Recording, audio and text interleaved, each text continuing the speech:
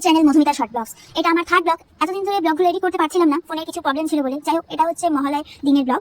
তো এই দেখো, আমার এক বুনু আছে, তো ওই বুনুর বাড়িতেই পিকনিকটা হচ্ছিল।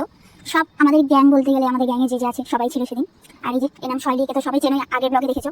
একে দায়িত্ব দেওয়া হয়েছে পেঁয়াজ রসুন কাটার, মানে পেঁয়াজ কেটে নাকে চোখে জলে সব কি বলবো। যাই হোক, তো আজকে আমাদের রাঁধুনি হলো পায়েল। পায়েল দিদিমণি এখানে কি করছে, মাংস ম্যারিনেট করছে। তো ম্যারিনেট করছে আর পোজও দিচ্ছিল। মানে আমার বান্ধবীগুলো তো একটু কি বলবো, ক্যামেরা দেখলে একটু বেশি হয়ে যেত। এই যে কি বলবো, শৈলীকে দেখো, ক্যামেরাটা স্টার্ট করছি বলে মানে ভিডিও করবো জন্য ও কুল দেখানোর জন্য নিজেকে মানে সানগ্লাস পরে আছে, ঘরের মধ্যেই সানগ্লাস। আর কিছু বলার আছে এই দেখো। মানে যাই হোক, একে ইগনোর করতে থাকো। তারপর আমি একটু ক্যামেরা দেখে নিজেকে কি বলবো একটু চুলটা ঠিক করে নিলাম। আয়না দেখলে মেয়েদের হয় যা আর কি। তারপর এখানে আমাদের উনুনটা জ্বালানো হয়ে গেছে। এখানে এখন হচ্ছে মাংস করা হবে। তো দেখো কড়াইটা দেওয়া হয়েছে, এখানে কড়াইতে যা যা দেওয়ার ফোড়ন মানে মাংস করার জন্য আর কি সব দিয়ে দেওয়া হয়েছে, তেজপাতা টমেটো সবকিছু দিয়ে নাড়া হচ্ছে এখন।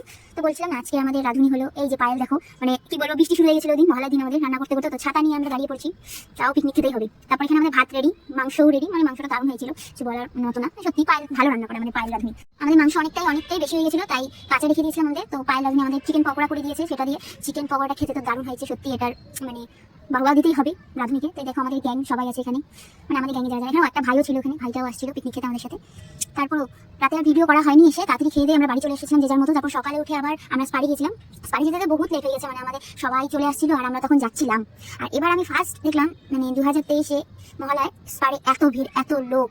মানে তোমাদের হয়তো আমি অতটা দেখাতে পারছি না স্পষ্টভাবে, অর্ধেক লোক তো বেরিয়ে গেছে। তাও যতটা ছিল অনেক, মানে আমি দূর থেকে দেখছিলাম তো, সামনে থেকে ফোনে অতটা ক্লিয়ার বোঝা যাচ্ছে না, তাও আমি তোমাদের দেখানোর চেষ্টা করছি। দেখো, দেখতে পাবা এত ভিড়। তাই যাই হোক, আমরা অতটা ভোরে আসতে পারিনি, কেননা রাতে দেরি লেট হয়ে গেছিল ঘুমোতে ঘুমোতে, তাই সকালে উঠতে পারিনি। যাই হোক, তো তারপর আমি বাড়িতে চলে এসেছি। তো আজকের আমার এই মিনি ব্লগটি যদি তোমাদের ভালো লেগে থাকে, তো এই ভিডিওতে একটি লাইক কমেন্ট এন্ড সাবস্ক্রাইব করে দিও চ্যানেলটি। Tata guys.